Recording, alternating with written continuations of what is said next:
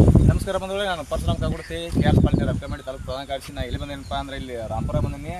ರಾಮಪುರ ಯಾಕೆ ಬಂದೇನಪ್ಪ ಅಂದ್ರೆ ಮೊನ್ನೆ ನಮ್ಮ KR ಸರ್ ಇಲ್ಲಿ ತಾಲೂಕು ಅಧ್ಯಕ್ಷರು ಮತ್ತು ಸಂತೋಷ್ ಕೊಪ್ಪಡಿ ಅವರು ಬಂದು ಇಲ್ಲಿ ಒಂದು ಡ್ರೈನೇಜ್ ಒಂದು ನೀರು ಹರಿಯಾಗುತ್ತೆ. ಇದನ್ನ ನೀರು ಗಟ್ರ ನೀರು ಮತ್ತು ಡ್ರೈನೇಜ್ ಎರಡು ಹರಿಯಾದಿತ್ತು. ಅದ್ರಾಗಿ ಅವರು ಅಧಿಕಾರಿಗಳನ್ನ ಅಧಿಕಾರಿಗಳನ್ನ ಕರ್ಸಂತಲೇ ಅವರು ಇಲ್ಲ ಇದನ್ನೆಲ್ಲ ಸುದ್ದಿ ಮಾಡಿ ಕೊಡ್ತಾನೆ ಒಂದು ಭರವಸೆ ಕೊಟ್ಟರು.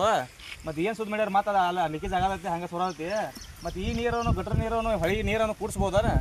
ಮತ್ತೇನು ರಬಕಮೇಡಿ ತಾಲೂಕು ಜನರಿಗೆ ಏನಿದೆ ಸಣ್ಣ ನೀರನ್ನು ನೀವು ಕುಡಿಸೋದು ಲೆಕ್ಕ ಆತಲ್ಲ ನಿಮ್ದು.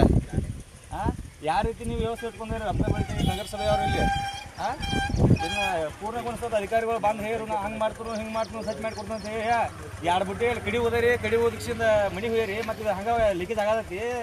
ಜನರಿಗೆ ಏನು ನೀವು ಸಂದೇಶ ಕೊಡೋದ್ರಿ? ನೀವು ಅಧಿಕಾರಿಗಳು 70-80 ಸಾವಿರ ಗಟ್ಟಲೆ ಪಗಾರ ತೊಗೊಂಡು ಸಾರ್ವಜನಿಕರಿಗೆ ಇಂಥ ಹೊಲದ ನೀರನ್ನು ಕುಡಿಸುವಂತ ಹಿಡಿದಾರೆ ಏನೇ? ಇಲ್ಲಿ ನಮ್ಮ ಸಂತೋಷ್ ಕೊಪ್ಪಡಿ ಅವರು ಇದನ್ನ ಡ್ರೈನೇಜ್ ನೀರು ಅವರು DC ಅವ್ರು ಗಮನಕ್ಕೆ ತಂದರು. DC ಅವರು ಇದ ನೀರು ಸಣ್ಣ ನೀರು ಜನರಿಗೆ ಕುಡ್ಸೋದು ಹೇಳ್ಯಾರು.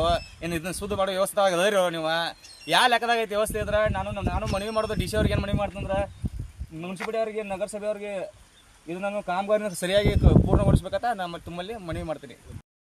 ಜನತೆಗೆ ಏನು ಮನವಿ ಮಾಡ್ಕೊಳ್ಳೋದಪ್ಪ ಅಂದ್ರೆ ಇದು ಗಟ್ರ ನೀರ ಮತ್ತು ಡ್ರೈನೇಜದ ಎಲ್ಲ ಕೂಡಿ ಹೊಂಡತಿ. ಇದು ಅಪಾಯಕಾರಿಯಾಗಿ ಇರ್ತದ ಜನರಿಗೆ.